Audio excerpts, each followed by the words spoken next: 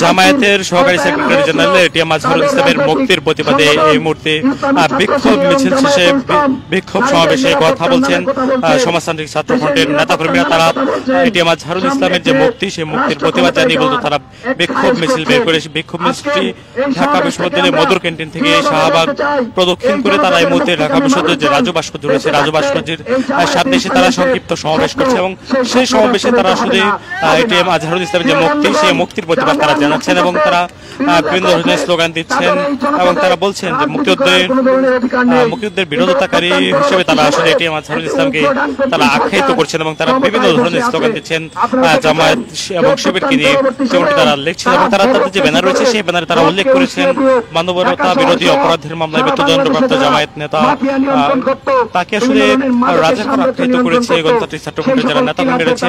এবং এখানে আমরা দেখছি যৌথ ব্যানার অর্থাৎ বাংলাদেশ ছাত্র ইউনিয়ন এবং সমাজতান্ত্রিক ছাত্র ফ্রন্ট তারা এখানে এসেছেন এবং তারা এই যে তাদের মিছিল, সেই মিছিলটি তারা আসলে শাহবাগ মোড় থেকে তারা বের করে তারা এসে এই মুহূর্তে তারা অবস্থান নিয়েছে ঢাকা বিশ্ববিদ্যালয়ের রাজু ভাস্কর্যের সামনে। যমুনা স্মার্ট রেফ্রিজারেটর, স্মার্ট লাইফে স্মার্ট রেফ্রিজারেটর। ছাত্র ইউনিয়ন, ছাত্র ফ্রন্ট সহ অপরাধর বামপন্থী ছাত্র সংগঠন আমরা ছাত্রলীগের বিরুদ্ধে তাদের চোখে চোখ রেখে সত্যকে উচ্চারণ করেছি। শত বাধার মুখে আমরা আমাদের গুটি কয়েক মানুষ নিয়ে হলে লড়াই করেছি, কিন্তু যারা ছাত্রলীগের অভ্যন্তরে থেকে তাদের ক্ষমতা পুষ্ট হয়ে বিভিন্ন আবাসনে থেকে হলে থেকে সেই শিবিরের গুপ্ত রাজনীতি করার চেষ্টা করেছেন, তারা ক্যাম্পাসে ছাত্র রাজনীতি নিষিদ্ধ করতে চান।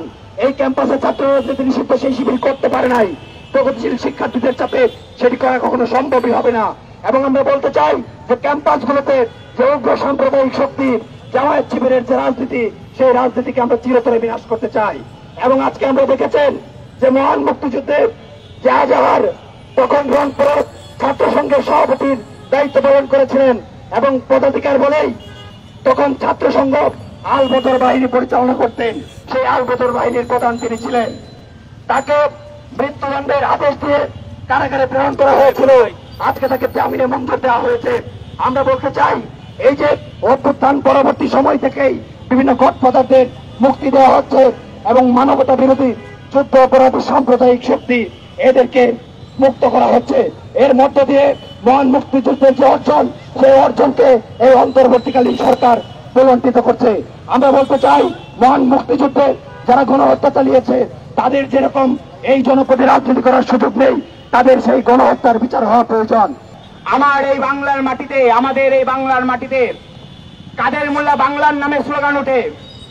আমরা আজ সমাবেশ থেকে বলে দিতে চাই, এই বাংলার মাটি কাদের মোল্লার নয়, রাজাকারদের এই বাংলার মাটি কোনোভাবে হবে না।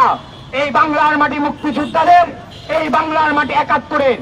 কোন রাজাকার, আলবদর, আলসাম কারোর এই বাংলার মাটি হবে না। যখন গোলাম আজমকে এই দেশে নাগরিকত্ব প্রদান করা হয় এবং সেই রাজাকারদের গাড়িতে যখন বাংলাদেশের স্বাধীন পতাকা পথ পথ করে উঠতে থাকে, সেই সময় জাহানার ইমাম বলেছিলেন, আমার রুমির রক্তের উপরে এই জল্লাদরা উল্লাস করবে, আমি মা হয়ে সেটি সহ্য করতে পারি না। সেই চেতনা থেকেই জাহানার ইমাম সেই দিন সেই আন্দোলন গড়ে তুলেছিলেন।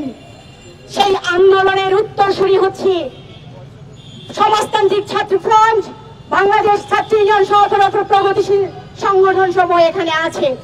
সংগ্রামী বন্ধুগণ, আমরা বলতে চাই যে গণ অভ্যুত্থান হলো, জুলাইয়ের যে গণ অভ্যুত্থান হলো, সেই জুলাইয়ের গণ অভ্যুত্থানের যে চেতনা এবং মুক্তিযুদ্ধের যে চেতনা, সেই চেতনার সাথে আজকে সাংঘর্ষিক কার্যক্রম পরিচালনা করা হচ্ছে এবং সরকারের কর্তা ব্যক্তিরা যারা বসছেন এখানে, তাদের এই বক্তব্য আমরা লক্ষ্য করছি।